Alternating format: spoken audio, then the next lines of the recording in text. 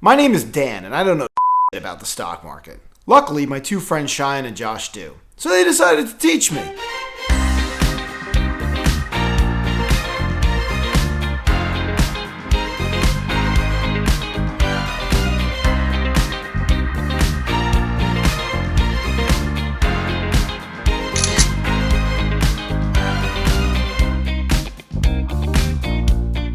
Who wants to do the intro? What is the intro again? You know, this is Teach Dan. Oh, Bitcoin's correcting. I saw that. It was at 67. 65. Really? It's doing a reverse breach. Damn. The reverse breach. It doesn't make sense for me to say it, does it? Oh, so yeah, try not to look at the cameras. Okay. Will you pull this back too? Okay, Sorry. cool. No, you're good. Should we all lean forward like this? I mean, we probably will once we're talking, yeah, but you can be comfortable. You don't have to be like so. So who wants to do the intro? Come on. Well, I mean, does it make sense that I say the intro? That this is about teaching me how to do stocks? Do it. Who do you want to say it? I'll say welcome to Teach Dan Stocks. I'm Dan. I don't know. Okay, yeah, just don't cuss. Oh yeah. I don't know crap. I don't know. You can do like one cuss word episode. Welcome to our podcast show. I don't know anything about stocks. Are we live? Are we Yeah, we're recording. Yeah. This. Yeah. Am I looking in the camera when I do the Yeah, intro? you could look in the I camera. thought we don't look in the camera. But when we're Only talking, when we do just try to when act we like the do the camera's intro. right there. Intro camera or no? Yeah, Intro intro the the camera, camera. but when we're talking, don't look at the camera. Okay, got it. Welcome to Teach Dan Stocks. I'm Dan. I'm here to learn because I don't know anything about the financial system other than, that's it. And this is Shayan and Josh. They're going to teach me about stocks so that I can become rich. And then, we'll get sponsors and stuff. And you too. Yeah, and also you, the audience. Of course, the audience. We care about you. I don't only care about myself. Mostly. Today we're going to be talking about a little challenge we came up with. It's almost Q2 in the stock market, or That's right. Well, no. Okay, that's In- right. Do people know what Qs are? Those are quarters. They're Dan, quarters. teach them We're what quarters learning are. already. The show's working. There's four seasons in a year. It's winter, there's spring. After spring is summer, and then fall, and then winter again. Yeah, but I don't think quarters are actually in line with seasons. No, they're not. But 3 months. So Q1 is January 1st to The end of March. the end of March, which would be winter technically, and then Late winter. yeah, late winter, and then spring. We have multiple quarter. winter That's April. seasons. That's April They're through. basically just whenever June. the companies report their earnings. So Yeah. it's kind of divided by. It's just a year divided by 4. Yeah, it's less about seasons, I guess, and more about companies. So yeah, we're almost in Q2. That starts April 1st. Our quarterly challenge that we'll do every quarter is we'll all pick 2 to 5 stocks, and we'll try to beat the S&P 500. Currently, the S&P 500 right now is about at 5,100, 5,117. It's up about 7.8% on the year. So Do these people know what the S&P 500 is? yes, do you guys know what the S&P 500 is? Tell them, Josh. We got to cut to an educational so slide, like an animation or something. Mhm. But it's like a bucket of companies, basically. It's like 500 of the best companies in the United States just pulled into one ETF or an index fund, and then you just invest in that as a way to invest in America. And who's in charge of picking those stocks? Well, it's just sort of balances based on market cap. So it's the 500 largest companies, and then they get voted in basically on an ongoing basis. So if companies faltering and becomes a smaller piece of the 500, it can drop off. We saw the GE getting replaced with Tesla last year, a few years back. And so it's always dynamic. So it's never the same 500, but usually the 6 largest companies kind of always stay there, like Apple, Google, Amazon, etc. Cool. Okay, so from my understanding, really the biggest companies matter the most, right? So it's there's 500, but really kind of the top whatever number of them drive it. Yeah, it's the top 10 or- make yeah, up okay. 50% Okay. of the S&P 500. So Yeah. and it's safe, well, relatively safe historically. All right, well, we'll get to that in a second because that's probably going to be one of your picks. But Josh, Yeah. do you want to give us your 2 to 5 picks for 2 to Q2? 5? Yeah. I feel like I was just one. Okay, fine. You go first then. Uh, So the Woo. Wait, which how is does he know which? Okay, Okay, boo. Well, wait. I thought we were doing S&P 500. Am I supposed to try to beat the S&P 500? Yeah, so you're really not going to be very competitive picking something that is literally the S&P Well, no, 500. so I don't think we made the rules for this very clear. Yeah. Well, VU would be. It's our first time too. Yeah. I mean, I'm gonna keep money in there. Okay, so let's scratch that. That one doesn't count. Okay. Do you have any other picks that you think over the next 3 months, starting April 1st, will beat the S&P 500? Well, I don't know if this one's gonna beat it, but I am going long on Archer Aviation, which is a flying car stock, because I read about it on the internet as an undervalued or underpriced, whatever. And these are not just flying cars like the Jetsons, although that excites me, but they're called like eVTOLs or something, or electric vehicle takeoff, landing, something. Anyway, they're for like shipping packages and stuff. And Archer has some deal with maybe NASA or the Air Force or India or Stellantis, if that's a company. Anyway, Air Force. Yeah, the Indian Air Force, and the Indian Air Force. Well, I don't know if it's the Indian Air Force, but can you give the people the ticker symbol? ACHR. There you go. It was not financial advice. We'll have that at the beginning of the episode. Yeah, we'll have a little disclaimer. It was like $4. Now it's like over $5. It breached the 5 mark. Sometimes it does a reverse breach and it goes the wrong way, But listen, I put my money in there. I'm going to see how that does. Because it's cheap. And then maybe it'll blow up. So it's just the one. You're all in on that. Well, that's one of them. And then I looked at the micro devices. The AMD.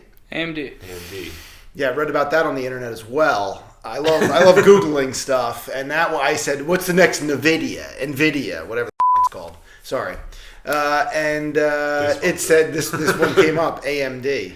The micro devices. They're chips, I think. Microchips, the AI, It's the future. It's much like a flying car, but different. Do you know the ticker symbol for that? I think it's AMD. It is AMD, yeah. AMD. And that one's like $190. That's a lot more expensive than my flying cars, which I don't like. I want, but whatever. I guess you buy it for $190. Maybe it goes up to.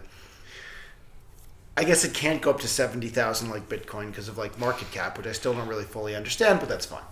But I really want to put a little bit of money in and make like a ton, So those are your 2 picks.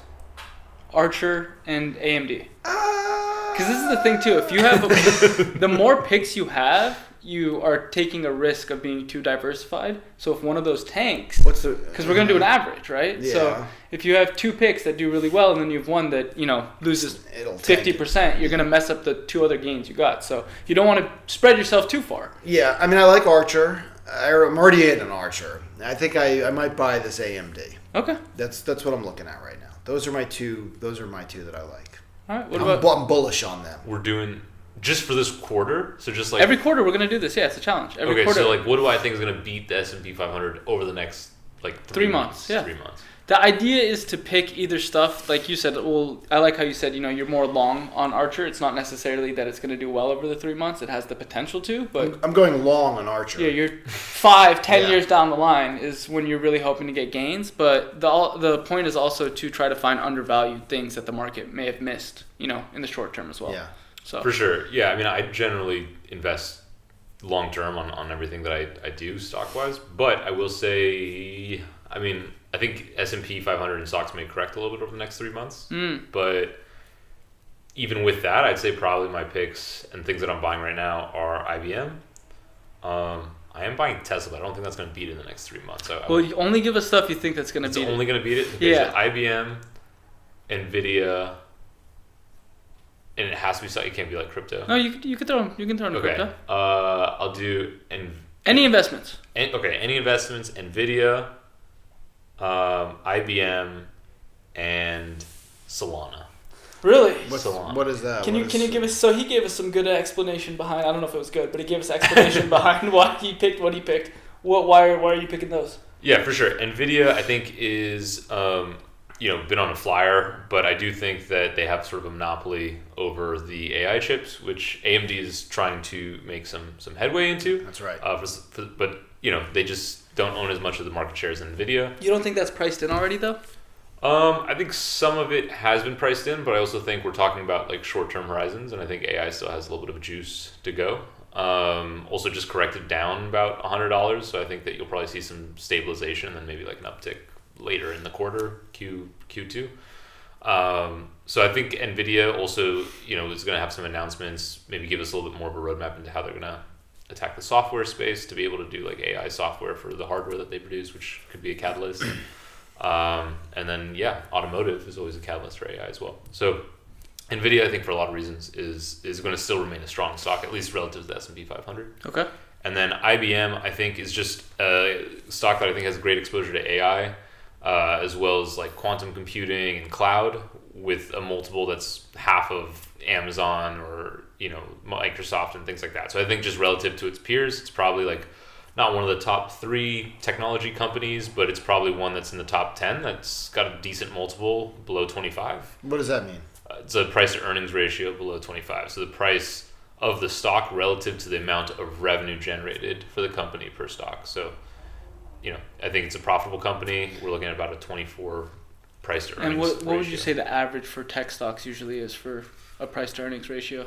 I'd say like for a growth stock, we're looking probably around like 30. I mean, it really depends. A lot of stocks don't make any money in the technology space until they scale to a certain level. And so most of them have a negative. You see those crazy PEs, yeah? Yeah, the price to earnings ratios is usually negative for a long, long time until these companies become profitable. That was true for Amazon for or really high, right? a long time. Or they're very high because the actual margin that they have is so low. And so they're always reinvesting in growth because they're a fast-growing company, which technology usually is. But I think IBM to that point, has exposure to AI through a lot of partnerships with AWS, with Microsoft Azure, and then I also think they have like a great like cloud compute business, and they're a hybrid cloud, so like it doesn't really make sense for them to try and capture market share the way that AWS does. They just kind of will grow kind of with exposure to everyone, which I think is like a nice kind of a bipartisan way to navigate Can it. you explain, because I'm not too familiar with what it even is either, quantum computing? Yeah, that's not going to happen in the next 3 months. I just think it's something that's like good about IBM in terms of where they've invested resource and kind of where they have more market share. But yeah, quantum is basically just like we see AI being powered by GPUs, right? It's just like an alternative. What is a GPU? Right. So a GPU is a graphic processing unit. So it's basically a type of compute processor that computes data differently than a CPU or traditional computer infrastructure. So like instead of running just like one application, you can do like querying. So a lot of like what GPUs are good for is like inference, which we see a lot with AI, right? You want to like look into your data to infer something and get sort of a dynamic result that's less linear than like a traditional CPU chip like you saw from Intel and AMD in the last like 10, 20 years. And that's why NVIDIA is doing so well. That is why NVIDIA is doing so well. That's why AI is just a really like hot topic in general, because we haven't really had the same amount of development in graphic processing as we have with like traditional compute. So I know this is kind of like a nerdy talk, but it's just a sort of differentiation point and why there's like a lot of opportunity in the market share. It's because it's like this new thing that's very desperately needed for AI and a lot of other applications. And so that makes it really valuable. And compute is just like another iteration of computing. And so it's sort of like an extension of GPUs, but it's just less formulaic in terms of like, instead of things in binary being 0 or 1, quantum is like a state where things can be 0 and 1 simultaneously. And so it's really good at predicting like molecular structures, a lot of things that are like based in nature. So we think that there's going to be a lot of growth there in like the healthcare space, Got you. Okay. a lot in like the materials and engineering space, where we can start to look at like models differently than we could before. And so that's why I think compute is important. So explain the crypto pick too, and we'll close on that. Yeah, for sure. So crypto pick Solana is just another proof of stake, which we'll have to do another episode on, but like it's another proof of stake network like Ethereum.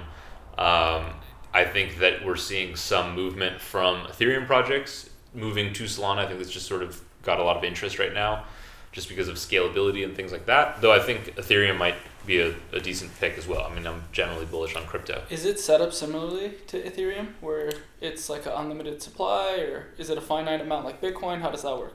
Yeah, so proof of stake with Ethereum and Solana, it's not that they're like unlimited. They're not capped and they are inflationary, but they're sort of pool of how many tokens are in the marketplace right now. So it's not like they're just getting minted like at any time. It's sort of formulaic and predictable. And then there's like burn mechanisms, which basically just means like for all the tokens that come into the market that inflate the market, there's counter mechanisms to try and burn that. So if you're paying gas fees or transaction fees, that burns tokens too. So it's not like they just keep getting added. Sometimes those tokens go away too. They get burned. Those are your three. You have your two. What did I say again? Oh, Archer, my AMD. Yeah, you feeling confident? Well, I don't know. We'll see. My three are, I think, Google. GOO ticker symbol. We should always give the ticker symbols. Goo. That's like VOO. Goo. GOOG. I think those are like the A-class shares. There's also GOOGL. I like the A-class shares. Anyway, I do think they had a nice correction. And relative to other larger cap tech stocks, I think it's a better valuation currently, so there is a little more room to run. Google, yeah. Google's one of them for me. I also really like PayPal, ticker symbol PYPL. You do like PayPal. I think it's the most undervalued tech stock right now. How much is that one? It's probably like 62, 63 right now. You think that's going to go up? Yeah, well, I think it's not so much about what the price is at. Like Josh was kind of saying, it's more about the price to earnings. And then you also have to look at... How high can it go? How high can PayPal go? Yeah. Well, at the height of COVID, PayPal was at 300 because everybody was using, digital payments, which long term, like longer than the next quarter, I really do believe in PayPal. I think international commerce is really big. It's not going anywhere, and PayPal is still the leader in that. I also like how they acquired Venmo.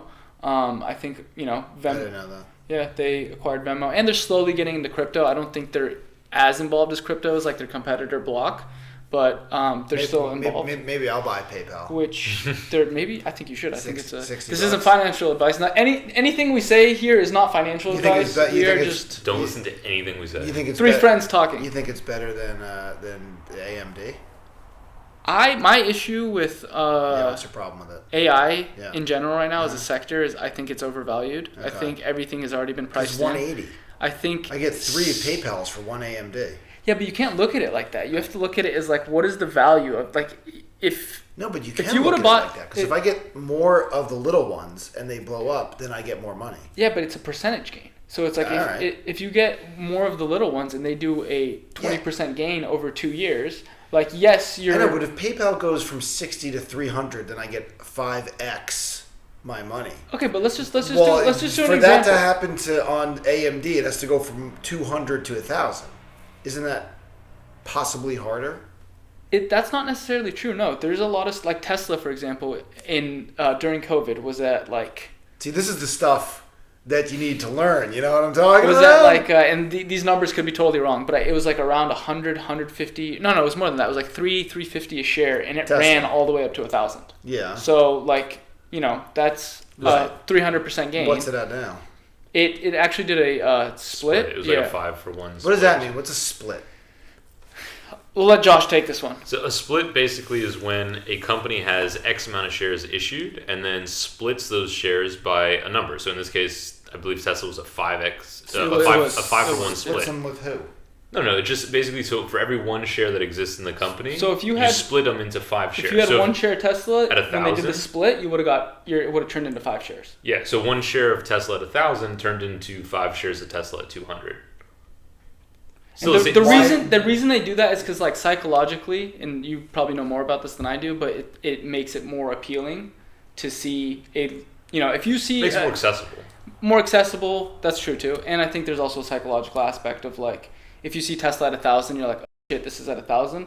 We need to stop cussing. I can't beep. We all used our one cuss word this episode. I did. I'm out of my quota. Yeah. Cuss is like it's very like southern. It's like curse. What do you want me to say? Yeah. Okay. Well, we could teach Shayan English. That could be our next series. It's funny. But you sound like you're from like Alabama or something. No cussing on this show.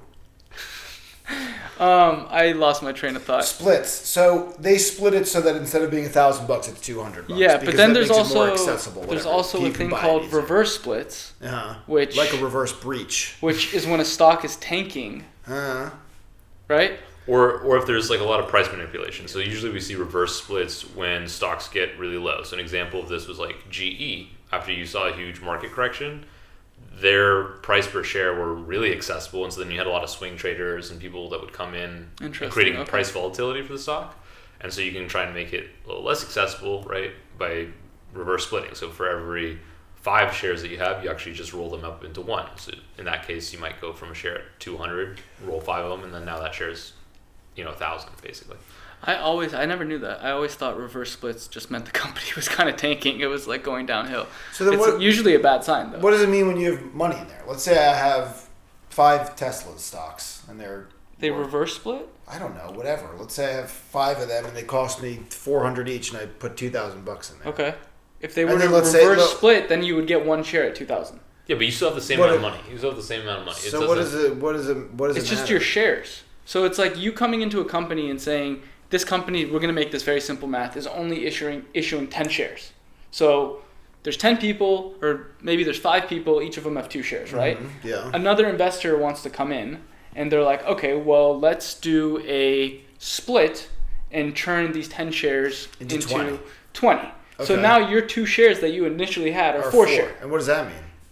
It's the same thing. It's the price. They're 4 shares, but they're worth half. No, they're not worth half. Each share is worth less because there's more of them now. Yeah. But there's dilution. But you retain the same amount of money or equity because it's like, the $1,000 you invested that was 1 share is now 5, but you still have $1,000 invested in that company. So does it affect you as the investor at all or no? Not necessarily, but to Shayan's point, like sometimes when you do a split and it makes the share a little bit cheaper to buy, that incentivizes some people to jump into the market, and so there's a little bit of a jump. And so Tesla had done that twice in sort of a quick succession. So the idea is to basically make it more attractive to the market because it's less expensive, and then it's like a marketing buy play. In and blah blah blah, and then when they buy in, then it goes up. Yeah. What about the GameStop Reddit thing? Can we do one of those? Yeah, let's not get into that. Let's finish the. Can we finish the quarter things? How did they do that though? They just all went on there at the same time. And okay, so that's different. That stock was shorted. We're kind of getting off topic. Doesn't matter. That stock was shorted.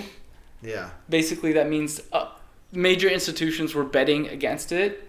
You could probably explain a short better than I can. It's kind of complicated. But short is just basically instead of betting on a company going up, you're betting on that company going down. And you're borrowing shares at a lower price, assuming in the future you'll be able to cash those out, right?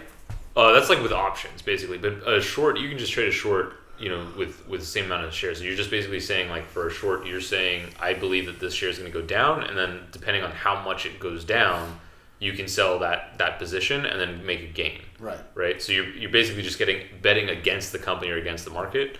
But with GameStop, the issue was that hedge funds, because they thought that it was such a sure bet that this small retailer was going to get put out of business by entities like Amazon and online e-commerce and things like that, they thought it was almost a lock. So that their short positions were actually higher than the valuation of the company. And so because people on Reddit saw that and got really angry that, giant hedge funds and conglomerates could do that to one of our most beloved video game retailers, they decided to start buying the shares, and they started buying them very aggressively. And what that did was drive the price up. And because it drove the price up so significantly in mass, right, power of the retail investor, it ended up really screwing over a lot of the hedge fund positions that were counting on the stock to go down. And so what effectively happened was that these hedge funds lost billions of dollars. Every day. So it's like every day that stock price is going up, your short position is getting further and further away from being a reality. So they would start cashing out to just, basically mitigate their losses. And more and more people kept jumping in. And really, as an individual investor, can I short stocks? Yeah. How do I do that? I'm pretty sure it's options trading. I'm pretty sure to short a stock you have to. Gotcha. So I go on my little, because usually I do it on my little Chase app. I go on there and I buy my stuff. I wouldn't recommend that. Why? I also wouldn't recommend, anybody watching this show. You're probably. Why? To do my brokerage stuff on my Chase app? It's very risky. You could do that. It's very to short anything is very risky, especially for a retail investor with the resources and knowledge you have. Those guys, realistically. It's risky for you. If you had a multi-billion-dollar firm where you're getting information from 1,000 different sources, that's a different story. So but in 2008, when the housing market crashed and they made that movie, The Big Short, about it, those guys bet that the housing market was going to crash. Yes. So a short is good if you're trying to point something out in the market that you think is like overpriced or unfairly priced. Right. In the case of GameStop, obviously it was like retail investors saying like this thing is more valuable than these hedge funds are leading on, which to some extent was true. Obviously GameStop's not like a flourishing business, but the reason shorting becomes a little bit dangerous is generally companies try and make money. Like they exist to try and grow and continue to make revenue. So betting against that usually means that you know something about that market, or you know something about that company where you're like, the management team really sucks, or they've had like consecutively bad quarters and they just aren't turning a profit. Gotcha, understood. They're out of runway. Any kind of like red flag basically for a company is the reason that you might say, you know what, I think this thing's going down, I want to bet on that. And there's just a lot more room to lose money. Whereas like if you buy a stock and the investment tanks by 10%, typically speaking, that's maybe it's over the course of a week, maybe it's over the course of a month. Whereas if you're shorting a stock, the loss potential is much higher. Like why? Because if it keeps going up, you keep losing more. You just keep losing. Yeah. So if, I don't know what the exact ratio is, but if that stock goes up 10%, you're gonna lose a lot more than 10% on that stock by shorting it. Yeah, because if you bet it's gonna go up and it just goes down, it can only go down to zero, and then you lose whatever your principal is. But if it's something that you bet is gonna go down, and then it goes up like Nvidia, where it's like an exponential thing. 300%. 300%. Like it's not locked at like 100% loss. You can short your positions now minus 400%. Yeah, exactly. So it compounds a little bit differently. And usually people when they short, they're trading on margin, so it's borrowed money. So it's like you're going into debt betting against. That's why it's not recommended. Gotcha. Okay, I won't do that. Not recommended. Yeah. Yeah. And usually stocks don't go to zero. Like even in the worst financial collapses we've had, it's usually like a 50 to 80% correction at max. R.I.P. Enron. Well, yeah, that's fraud. That's different. I'm saying like a real like Amazon in the tech bubble. Yeah, Amazon in the tech bubble in like the early 2000s probably dropped like 70%. But it's like if you would have just held that, you would have still made hold from 2001 to now like probably 8,000%. I don't know what the exact number is. Maybe we'll put that in post. But back to this. So PayPal, Google, and then. And what's yours? My final pick is Porsche. Porsche. Porsche. This man is a car guy. And we're going to Rolls Royce too, right? That one's good. I mean, that's not one of my picks. That's BMW. Yeah. I like Porsche for a couple of reasons. One, I think it's very undervalued. I think if you look at the individual... Basically, Porsche is owned by Volkswagen, but Porsche itself as an entity is the most profitable brand under the Volkswagen umbrella. So I really like that. They're also going to continue making combustion engines up until 2035. So like that's a huge demographic of car enthusiasts who, like myself, like I'm glad we have EVs and the world is going more green. But I love cars. I love to hear the engine. I love to feel the throttle. You like putting those exhaust pipes in the back of your car that blow all the black charcoal smoke all over the sky. Well, you love owning the libs. Yeah, let's not get too close. This man is shorting the environment. Well, I mean, if you guys really want to get into that, there's a lot of evidence that lithium mining and the EV batteries are actually worse for the environment than combustion engines. But we're not going to get into that. I'm hearing lithium could be a good stock to go into. Lithium. I think long term it will be. I think you missed that trend, but yeah. Missed it. Some of them are like $2. They're cheap. That doesn't matter though. That's what you need to realize. The price of the stock doesn't matter. It's the earning potential of the stock. Porsche is also like in the EV game as well too. I think they EVOL. No, that's different. They are okay. Electric vehicles. Yeah, but to not take off and land. I think in the last few years, I think the car market in general, Tesla has like been running the show, and I think that's not. I think other car companies, Tesla essentially I don't know if it still is, was like 10 years ahead of the game. Mm-hmm. Now I think other car companies are catching up, and there's going to be more market share from other brands. Gotcha. I think Tesla was just an early adopter, and people just didn't have a choice. Now there's a lot of other options out there that potentially are nicer than Teslas for the consumers. So I do think in terms of EV too, Porsche has some good runway. But I also like that it's also like an EV play, it's a combustion play, and it's also a luxury brand, which Not saying we're going to have a downturn or recession or anything, but in those instances, those still perform usually pretty well because rich people are still rich, you know? Rich people. Yeah, so they still have the disposable income. We love Porsches. I do. I love Porsches. No, the rich people love Porsches. Well, I love Porsches too. Yeah, but that's not why I'm buying the stock. That's another thing. Don't get emotional about your investments. Never. Yeah. Other than flying cars. Well, yeah, I mean, I don't know about that. We love that. You got to be rational about them. But yeah, those are our picks. You want to just go around and say them one more time? Your three? Mine was IBM, Nvidia, and Solana. Well, I said Archer and AMD, which is different than EDM. That's a electronic dance hall music, I believe. But I would invest in that actually. You know. Okay, those are your picks. No, wait a minute. I want the. You're not adding another one. I want PayPal. I want PayPal. You can't steal my pick. It sounds good. No, you can't steal my pick. They bought Venmo. Those are your two picks. $60. You should have done more research before the show. Those are your two picks. Third of the price of AMD. Those are your two picks. I'm buying PayPal. I got PayPal, Google, and Porsche. So I like Porsche too.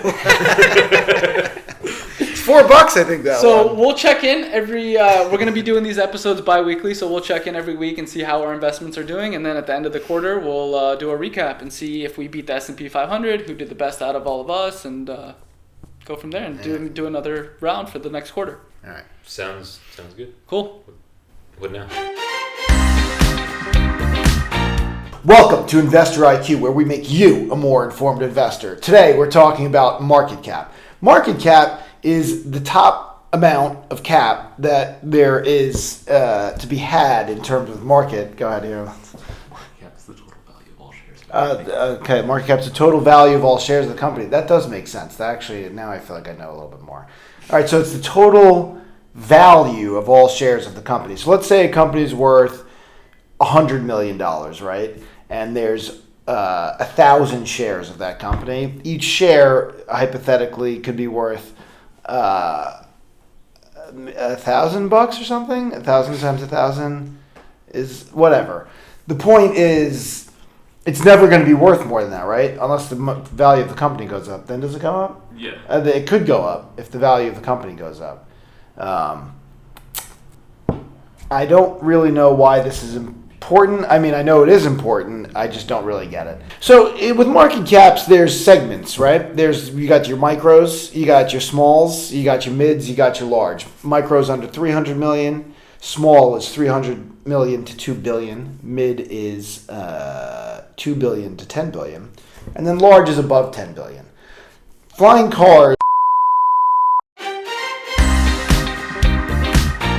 Welcome to Alternative Investments, where we look at alternative investments, so things that are not stocks that you can invest in to hopefully make some money. This week we're going to be talking about Bitcoin, which I've always been pretty bullish on, crypto in general, but Bitcoin is the granddaddy of them all. It is the first crypto that kind of started everything. So it's basically digital gold. It's a finite resource that we've created as a sort of alternative to money and financial systems like the US dollar or the euro and things like that. It's just basically a token for the internet. And because it's digital and finite, there's a lot of applications that we can do using Bitcoin. I also think that the halving coming up in April is going to be a catalyst for the market.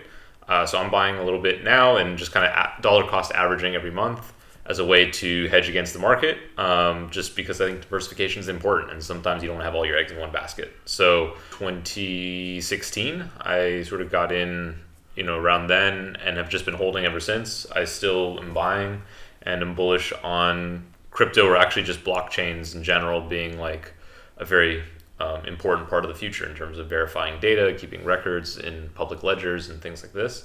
And I think it's just a sort of nice alternative to the closed servers of Amazon and Google and the 6 companies that basically run the world. So I think Bitcoin and blockchain are really important. I think there's probably going to be some short-term price volatility. I think it's already starting to correct today, even as I'm saying this, which might feel a little bit ironic, but I think long-term it'll be pretty good.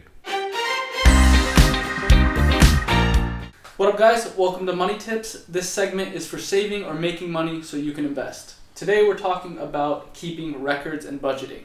I have 2 records here. I've been doing this since about 2018. These notebooks here are my personal finance notebooks, so every dollar I spend, I track in these. I'm not going to show you what I'm spending my money on, but you can see it date back many, many years. I update these daily or at least weekly if I'm not able to do it daily. This way, consciously, every time I'm spending money, I know I'm tracking it, I'm writing it down. It's a process. It makes me less likely to want to spend money, and it helps me mentally be more clear about what I'm spending money on.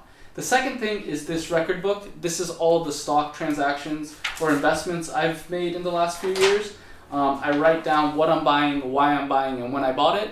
This way too, it makes you a little more conscious about how you're investing, and it gets you less emotionally involved. It makes it more of like a transactional, project-based process where you're doing it with reason and you're writing down why you invested, and then when you make bad investments, you can go back and look and see why and what your mindset was, and when you make good investments, you can show your friends. So those are the tips for today. Sometimes it'll be about saving money, sometimes it'll be about making money, all for the purpose of having more money to invest. Can I ask a question?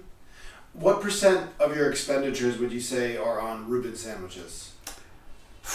I'd say pastrami Reubens make up about 7% of my monthly budget. That's actually pretty high. It is. It's a It's a real problem, y'all. it's quite an expense.